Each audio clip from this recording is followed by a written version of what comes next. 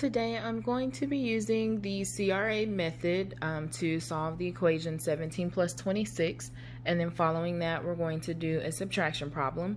The CRA method includes a concrete, representational, and abstract way of solving the problem.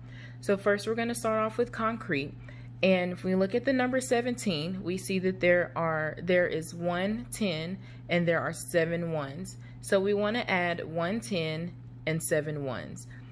You may have some students who will start off with 17 ones. 1, 2, 3, 4, 5, 6, 7, 8, 9, 10, 11, 12, 13, 14, 15, 16, and 17.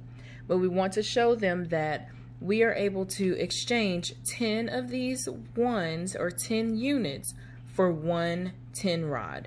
And we can show them that we're able to do that by adding or putting the 10 together and showing that they do equate to 1 10 rod. And you just line them up and you can count 1, 2, 3, 4, 5, 6, 7, 8, 9, 10 to ensure that you do have 10 ones to equal to this 1 10 rod. We do see that they do equal to each other, so we will slide those 10 ones to the side, and we have our 1 10 and we have our 7 ones that match our number 17. Now we will do the same for the number 26, and we already know instead of using 26 single units, we can do 2 10 rods and 6 ones. So we have 1, 2 10 rods to equal 20, and we will add 6 ones. 1, 2, 3, 4, 5, 6 to equal our 6 ones.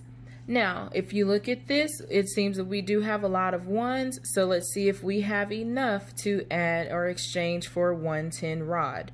1, 2, 3, 4, 5, 6, 7, 8, 9, 10.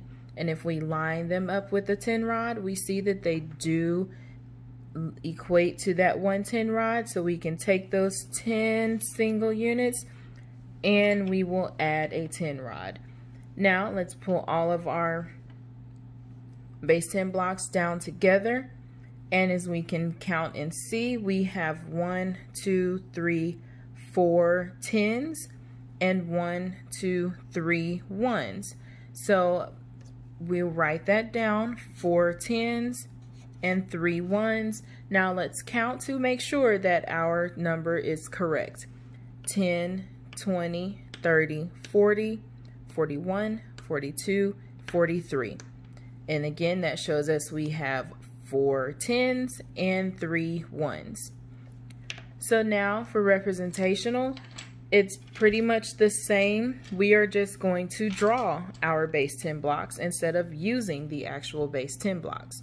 So again, we're going to draw out the number 17, and looking at this number, it shows me that we have 1 10 and 7 ones. 1, 2, 3, 4, 5, 6, 7 ones.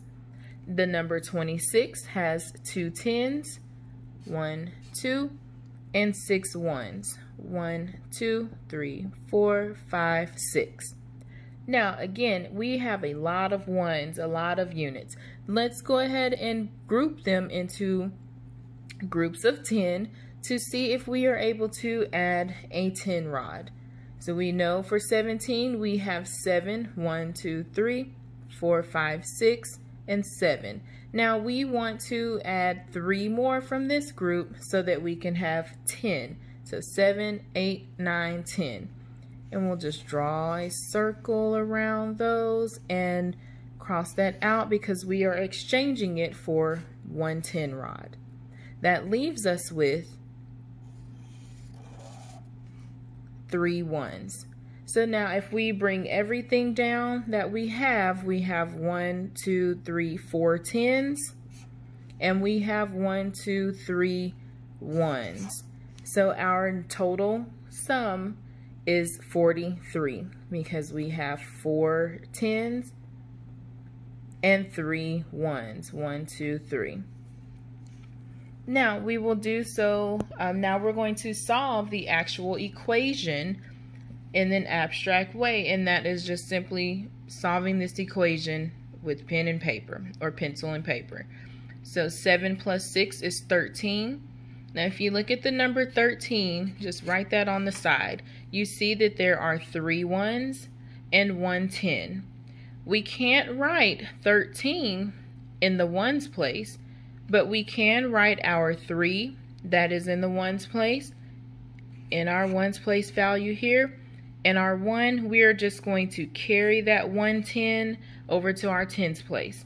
So now we have 1 10 plus 2 10, that's 1, 2. And we're going to add our other 2 10s, and that gives us a total of 4 10s. So again, our answer is 43. Now we're going to do the same thing